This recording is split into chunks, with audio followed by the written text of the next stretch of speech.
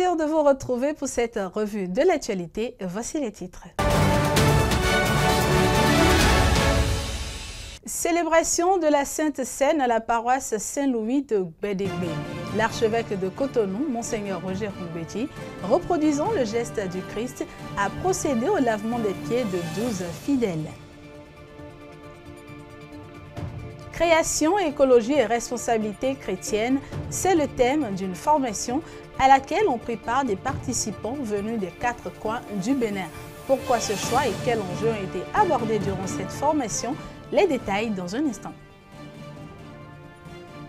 Vous suivrez également le reportage de cette messe d'action de grâce dite en l'honneur des retraités et anciens fonctionnaires de la librairie Notre-Dame de Cotonou.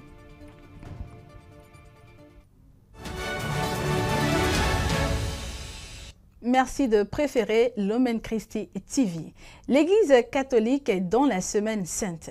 Hier, jeudi saint, la Sainte Seine a été reproduite par l'archevêque de Cotonou, Monseigneur Roger Rungbeji, en la paroisse Saint-Louis de Gbedegbe. Comme le Christ l'a fait avec ses 12 disciples, le prélat a procédé au lavement des pieds de 12 fidèles, signe d'humilité, de service et d'amour pour les siens. Suivons ensemble le reportage. Qu'une vie donnée pour servir ses frères. Qu'une vie donnée. Le lavement des pieds, l'un des temps forts du Tridium pascal, ce qui a été effectif ce jeudi à la paroisse Saint-Louis de Gbedegbe, qui a eu l'honneur de recevoir l'archevêque de Cotonou, Monseigneur Roger Rungbeji, pour la célébration de la messe du jeudi saint. À cette occasion, l'archevêque a salué la mémoire du feu père Victor Noël Sogny, curé de cette paroisse. Je vous présente mes sincères et profondes condoléances. Que personne ne cède à des commentaires malveillants ni aux doutes. Au contraire, rappelez-vous qu'un prêtre est un soldat du Christ. Et pour un soldat, tomber sur le champ de bataille est un honneur. Après les lectures des Écritures saintes, l'archevêque dit ce à quoi retourne cette célébration du jeudi saint. L'institution de l'Eucharistie et du sacrement de l'ordre, qui sont deux sacrements indissociables. Oui, le lien intrinsèque entre ces deux sacrements est souligné par le fait que tous les sacrements et sacramentaux peuvent être donnés hors d'une messe, mais jamais le sacrement de l'ordre n'est conféré en dehors d'une messe. Tout comme la messe ne peut jamais être célébrée en l'absence du prêtre validement ordonné. À cette messe, les fidèles ont été conscientisés sur la valeur du sacrifice du Seigneur qui a fait don de son corps et de son sang pour le salut des âmes. Jésus n'est-il pas l'agneau véritable dont le sang lave et purifie le monde? Comment donc certains chrétiens peuvent-ils communier au corps et au sang de l'agneau véritable et continuer encore à offrir des sacrifices en secret à des divinités? Alors, chers frères et sœurs, je vous en supplie, ici à Gbedegbe, qu'on n'entende pas parler de syncrétisme, des chrétiens qui recourent à des forces occultes, à la divination, comme si le sang versé du Christ n'était pas suffisant pour sauver le genre humain. Quel autre sang pourrait être précieux, plus précieux et plus puissant que celui du Fils de Dieu? Rappelons que c'est le jeudi saint qu'ont été institués le sacrement de l'Eucharistie et de l'ordre. À l'issue de cette célébration, Monseigneur Roger Rungbeji a signé le cahier de condoléances pour le feu père Victor Sogny. Nous souhaitons une bonne fête aux prêtres. qui parle de Semaine Sainte parle également de la messe chrismale. Les représentants du Christ dans l'archidiocèse de Cotonou se sont retrouvés autour de l'ordinaire des lieux à la cathédrale Notre-Dame de Miséricorde de Cotonou pour la bénédiction du Saint-Crème, des saintes huiles et pour le renouvellement de leurs promesses sacerdotales. Le reportage est signé Immaculée Adoyibo. Frères et sœurs, réunis en Église, famille de Dieu, pour cette messe d'action de grâce, ouvrons largement les portes de nos cœurs à la grâce de Dieu. C'est sur cette exhortation de l'archevêque de Cotonou, Monseigneur Roger Rougbédi, que démarre la messe chrismale d'avril 2025 à la cathédrale Notre-Dame de Cotonou. S'adressant aux prêtres, le prélat dans son homélie parle du poids de la mission du prêtre tout en les invitant à demeurer en Christ. C'est au prix de sa vie, une vie offerte en sacrifice, que le Christ nous a obtenu le salut. Et dans le même sens, c'est en offrant notre propre vie, en sacrifice, que nous pourrons participer aussi au salut des hommes. Il importe donc pour nous de demeurer en Christ, de rester intimement soudés à lui. Mon vilain, écoute à Missa. O teme teme e akruno no bibio mi we do nuhika e mi se di zande me on bo ri declare mi mi me ye David non ma autant do ye e mi yu wenwe e so mi ye we non mi da to da jime de ekun ye de jan tonwo. Une messe spéciale pour ces missionnaires du Christ qui ont renouvelé leur engagement sacerdotaux. Voulez-vous être les fidèles intendants des mystères de Dieu par la Sainte Eucharistie et les autres célébrations liturgiques et assurer fidèlement la charge sainte de l'enseignement à la suite du Christ, notre tête et notre pasteur, avec désintéressement et souci des âmes. C'est dans la communion avec l'archevêque et dans un recueillement profond que les différentes huiles ont été bénies pour le bien-être du corps entier du Christ. Nous t'en supplions, Seigneur, par la puissance de ta grâce, que ce mélange d'huile et de parfum devienne pour nous le sacrement de ta bénédiction.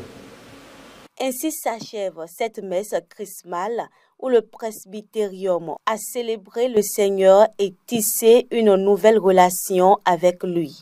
Puissions-nous nous soutenir toujours dans cette communion fraternelle et être des pèlerins d'espérance à nos peuples. Que le Seigneur vous bénisse à jamais.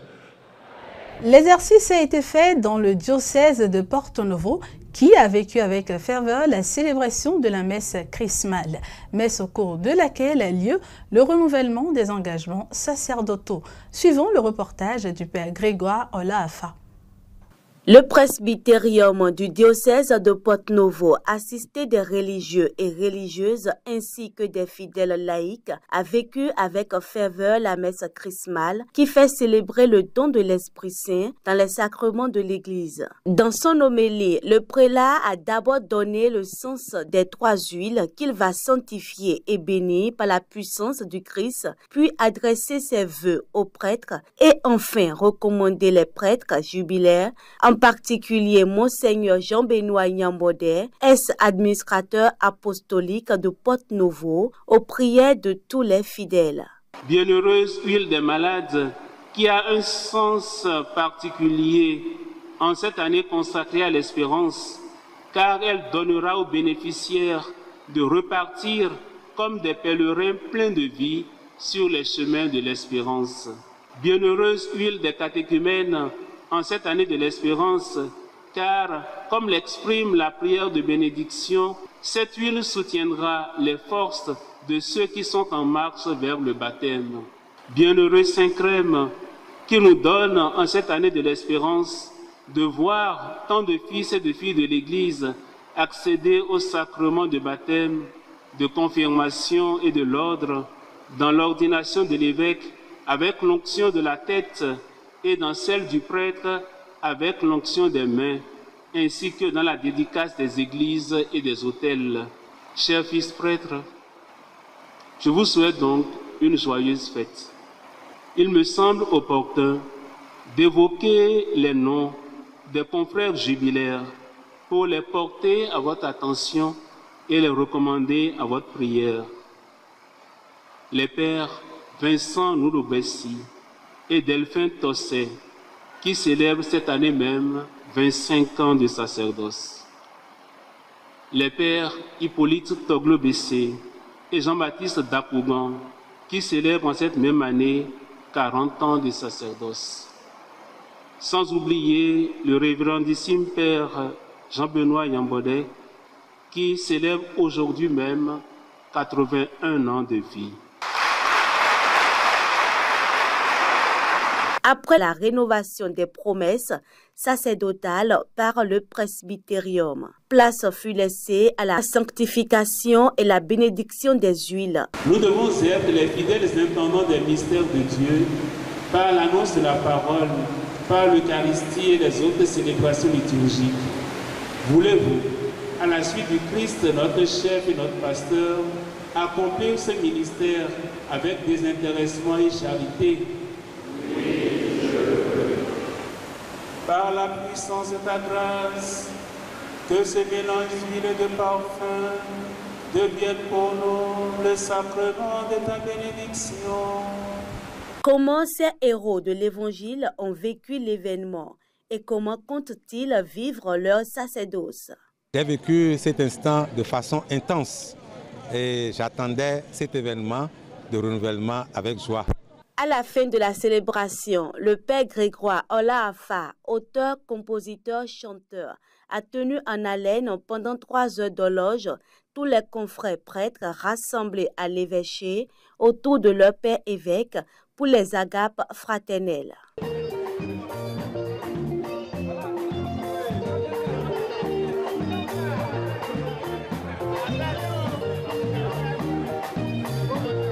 Merci à Immaculée Adonibo pour le commentaire. Dans le diocèse d'Abomey, Monseigneur Eugène Cyril Rondequan a lui aussi célébré la messe chrismale avec ses prêtres. Prince Panou nous propose ici un extrait de la célébration et les impressions des participants à la fin de la messe. Aussi, nous t'en supplions, Seigneur, par la puissance de ta grâce, que ce mélange d'huile et de parfum devienne pour nous le sacrement de ta bénédiction. L'impression, vraiment, c'était formidable. Et nous louons le Seigneur pour tout ce que nous avons vu, pour tout ce que nous avons entendu. En d'autres termes, je crois bien que c'est la manifestation d'ores et déjà de la Pâque. Et nous louons le Seigneur. Je suis venue à la messe chrismale pour assister. Et bon, j'ai constaté que la messe chrismale, il y a beaucoup d'événements qui se passent dedans. Sanctification des huiles, renouvellement des promesses des prêtres. Bon, j'ai aimé participer. C'est la deuxième fois que j'assiste à cette messe chrismale. La célébration de cette belle messe chrismale, c'est une action de grâce à Dieu d'avoir vécu ce temps de grâce avec nos frères et sœurs en compagnie de notre cher Père évêque. Cette messe a été pour moi une occasion de revivre encore la joie autour de nos pères en prélude à la fête des prêtres qui va se célébrer demain. Et pour la suite des jours de cette semaine sainte, que le Seigneur nous accorde la grâce d'entrer dans la fête de Pâques avec un cœur renouvelé de tous les chrétiens du monde entier. Le dimanche prochain, le monde célébrera la résurrection de notre Seigneur Jésus-Christ. Mais quelle signification donnons-nous à la Pâque? Quelle est sa véritable portée? Le Père Serge Aïnandou nous éclaire sur la question. Il est ici au micro de Tibus Adjibogon. La Pâque, étymologiquement, signifie passage. C'est un événement qui plonge ses racines dans la tradition juive qui commémore ce qu'on pourrait appeler la sortie du peuple hébreu d'Égypte. Et donc, l'événement de la fête de Pâques est un événement très important parce que à la fête de Pâques, nous vivons l'événement de la résurrection du Christ mort et ressuscité. Et donc, la Pâques, voilà, c'est un chemin d'espérance qui nous rappelle la centralité de notre vie de foi. Et cette centralité, c'est la résurrection du Christ. Désormais, la mort n'est plus considérée comme étant un anéantissement ou comme étant un événement redoutable que nous allons craindre, mais la mort devient un passage. Et c'est d'ailleurs pourquoi nous parlons de Pâques. Un passage où nous passons de la vie à la vie. Nous ne dirons pas que nous passons de la mort à quelque chose d'inconnu, non, puisque le Christ, en ressuscitant d'entre les morts, nous révèle le sens de notre espérance, cette espérance chrétienne qui signifie que désormais, même morts, nous restons vivants en Jésus-Christ. Rendons-nous dans le diocèse de Porto Novo. Durant 3 jours, le centre pastoral Saint-Charles-Longa de Wando a accueilli une formation centrée sur le thème « Création, écologie et responsabilité chrétienne ». Cet événement, organisé par la Fondation Cardinal Bernadette Ganti, en partenariat avec le Comité national Laudato Si et le programme Église verte de l'archidiocèse de Cotonou, a rassemblé plus d'une vingtaine de participants. Ceux-ci ont échangé sur les enjeux écologiques et la manière dont la foi chrétienne peut inspirer des actions concrètes en faveur de l'environnement. Tibus Adjibogon était présent et voici son reportage.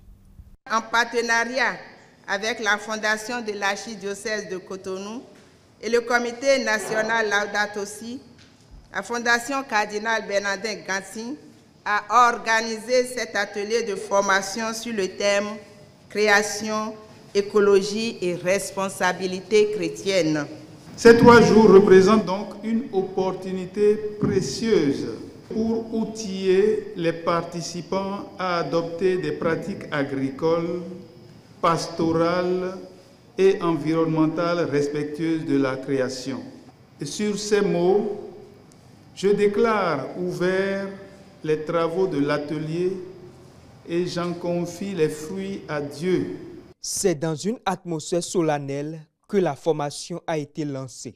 Les 11, 12 et 13 avril 2025 resteront gravés dans les mémoires des participants, enrichis par un programme intense autour du thème « Création, écologie et responsabilité chrétienne ». Au fil des jours, plusieurs enseignements se sont succédés, présentation du cardinal Bernadette Ganti, découverte de l'encyclique Laudato Si, chemin de croix écologique et bien d'autres encore. L'objectif est largement atteint.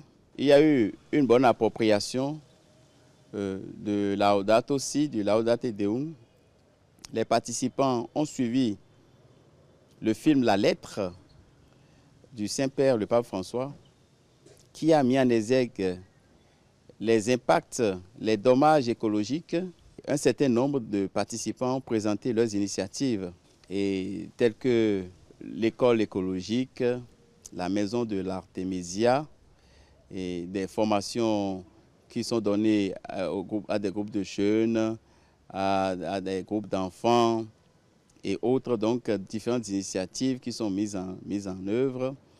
Aussi bien le programme Église verte de l'archidiocèse de Cotonou par rapport à ce qui est prévu, ce qui est réalisé, les objectifs visés par la lettre pastorale de l'archidiocèse de Cotonou dans le sens de la mise en œuvre des éco-gestes.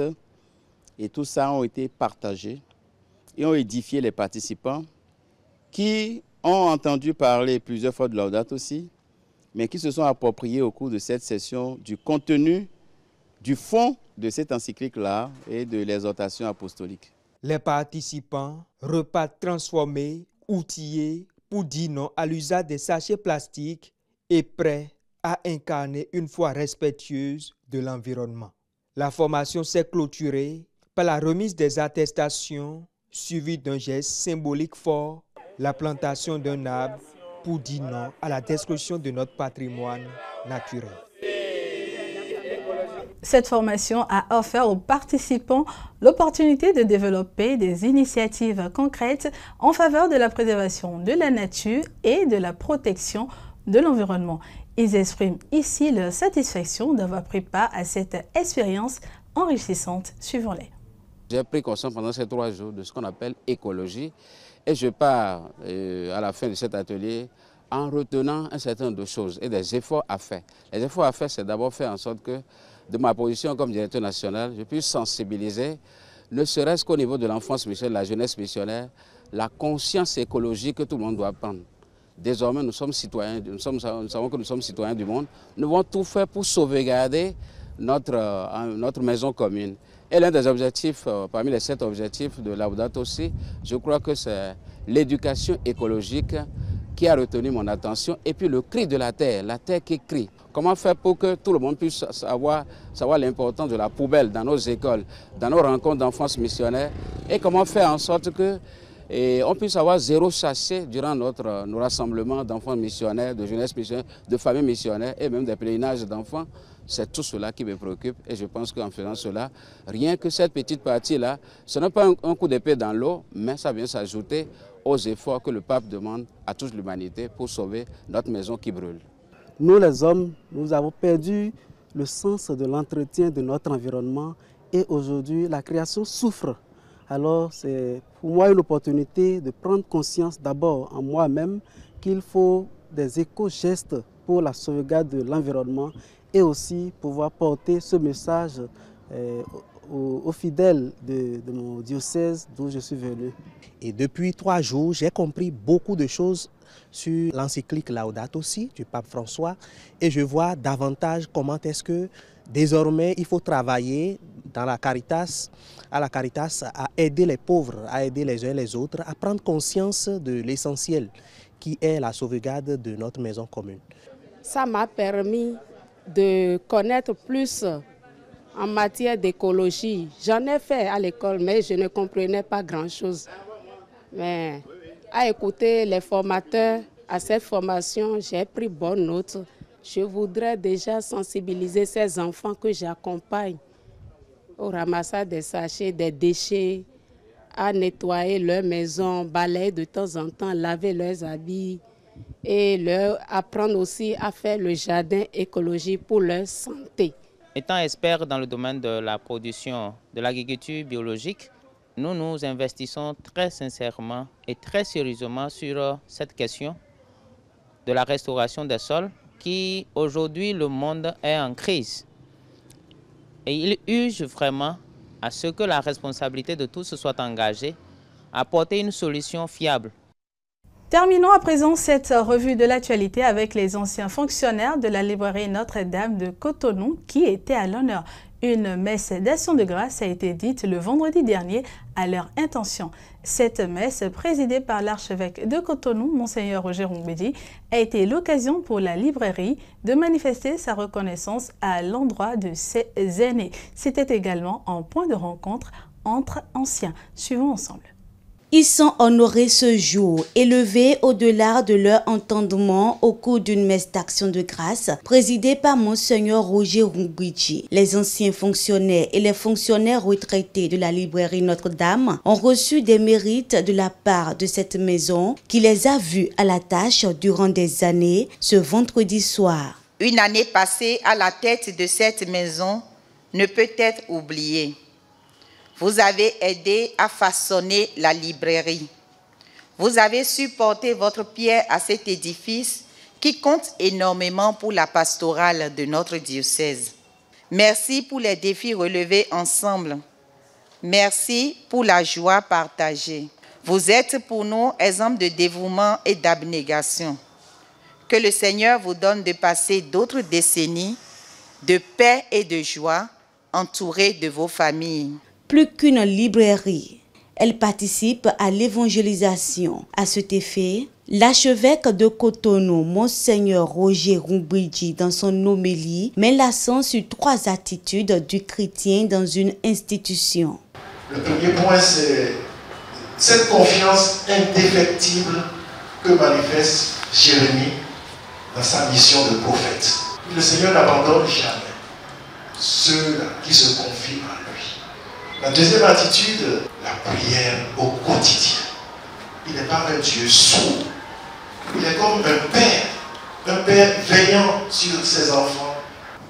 La troisième attitude fondamentale est celle que révèle Jésus lui-même lorsqu'il nous parle des bonnes œuvres. Ce clin d'œil a apporté une grande joie dans le cœur de ces vaillants travailleurs honorés ce jour. La joie qui m'anime, c'est de me voir dans ce bâtiment. Ça m'a redonné une vraie joie. C'est une joie immense, une joie inouïe parce qu'on s'est retrouvés. Vraiment, il y a une convivialité. Les anciens ont saisi l'occasion de cette rencontre intergénérationnelle pour donner quelques conseils. À la jeune génération, je souhaite un travail bien fait, la patience et la charité. Cultiver la vertu, cultiver l'engagement et donner le meilleur de soi-même. Les actions et les efforts de ces anciens employés sont salués par leurs successeurs. Nous sommes reconnaissants de ce que nous avons trouvé, ce qui a été fait, tout le travail abattu durant ces années, avec beaucoup de plaisir, avec beaucoup d'épreuves. Comme recommandé dans le livre de Psaume 133, versets 1 à 3, cette messe d'action de grâce a été suivie d'une photo de famille et d'un repas fraternel. C'est la fin de cette revue d'actualité sur Lumen Christi TV. Merci de l'avoir suivi. Bonne montée vers Pâques à toutes et à tous et bon week-end.